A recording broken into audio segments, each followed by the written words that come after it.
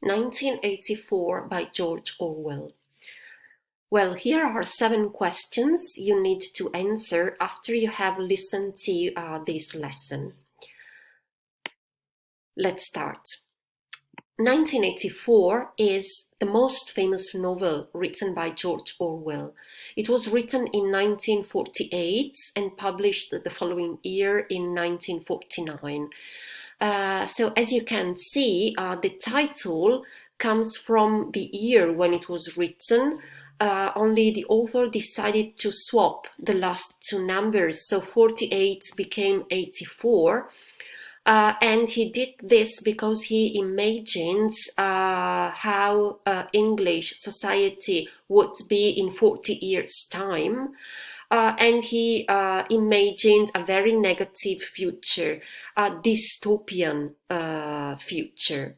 So dystopia is a negative utopia. So Orwell imagines the worst possible society in the future. And the context is quite clear from the beginning because he describes a post-atomic world divided into 3 powers. And these powers, these 3 huge blocks, are perpetually at war with each other. These 3 blocks are called Oceania, Eurasia, and Eastasia. England is part of Oceania.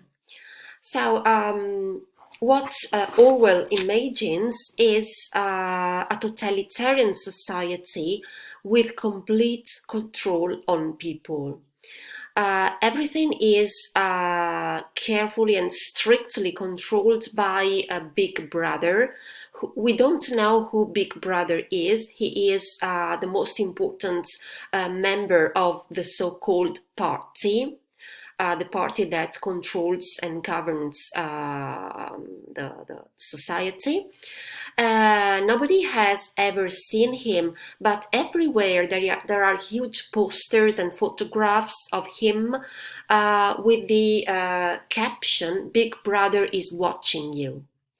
And the face that you can see in the posters is very similar to the face of Stalin or the face of Hitler, because he has a dark mustache, which reminds you of these 2 dictators. Now, you can't actually escape control in this society, because there are telescreens in everybody's house.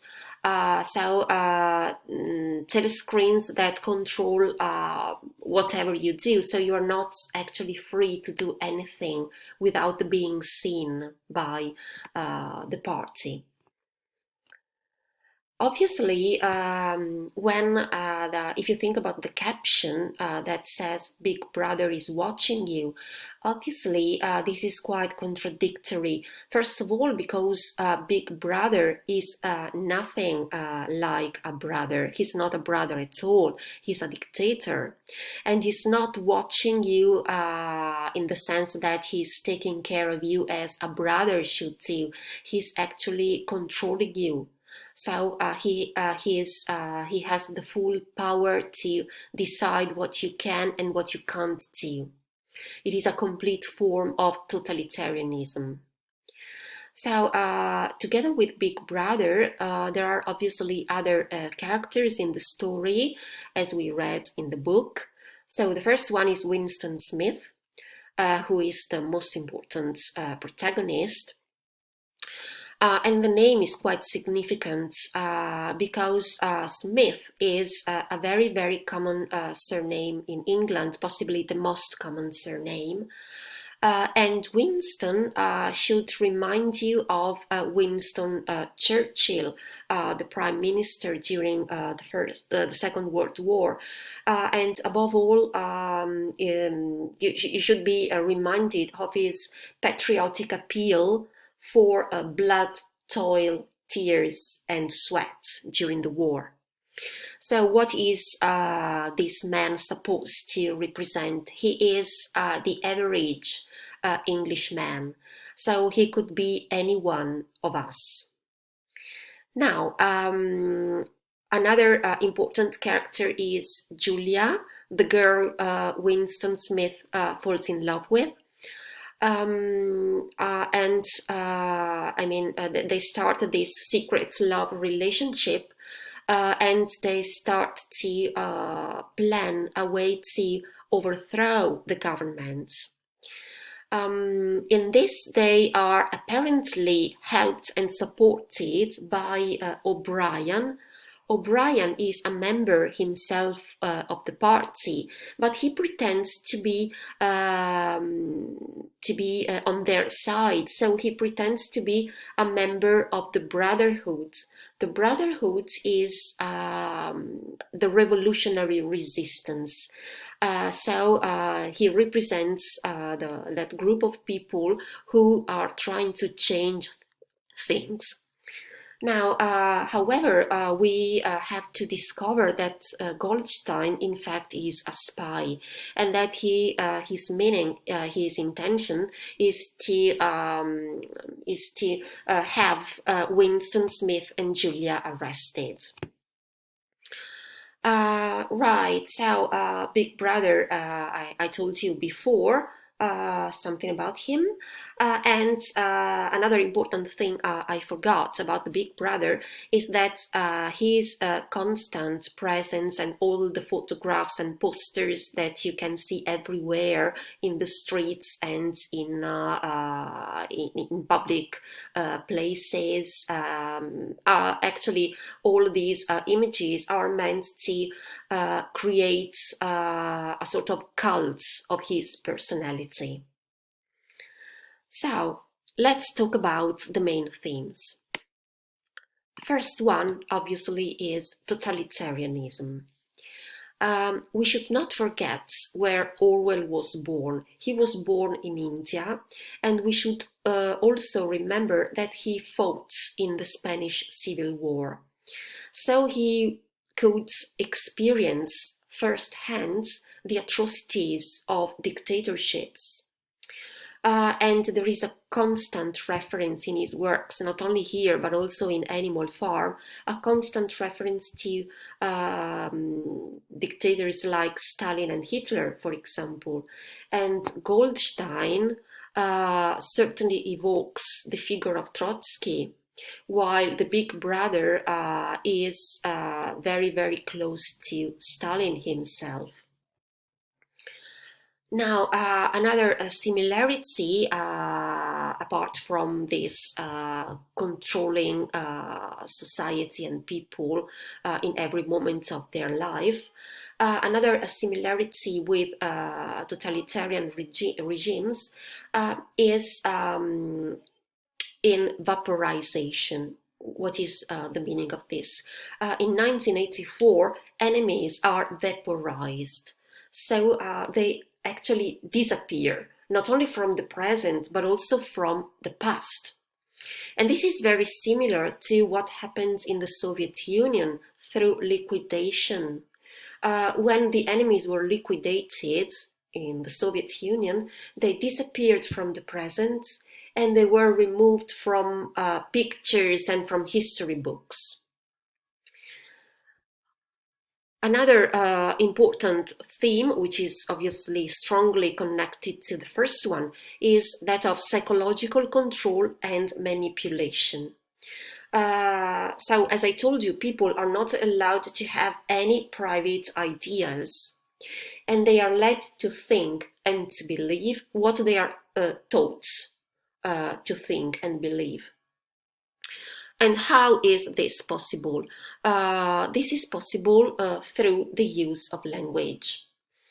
The use of language is also closely connected to the control of the past and to censorship. Because whenever the party does not like something that happened in the past, it simply erases it. And how is this possible? This is possible because history and the records of historical events are constantly rewritten by members of the party. So the party changes the versions of the past to make them agree with the present. So in this way, obviously, the party is always right. And it has the past, the rewritten past, to prove that it is right. So in all of this, in the psychological control of people and in the control of the past, language has an essential role. Because language becomes a tool to manipulate people's minds. And Orwell had already suggested this in an essay that he had written before called Politics and the English Language.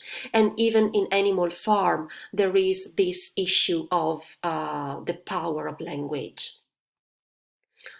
So,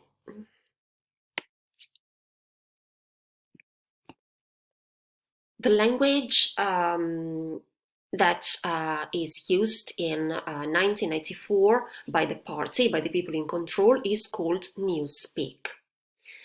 So what is Newspeak?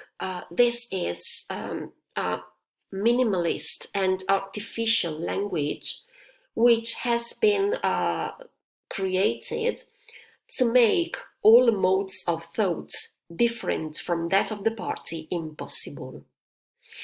Now, it is not a new language. It is still English, but it is English reduced to the bone.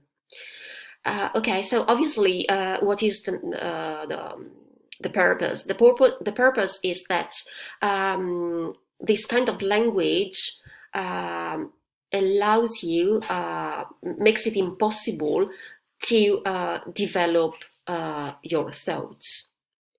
When you have a few words to use, obviously your thoughts will be reduced as a consequence.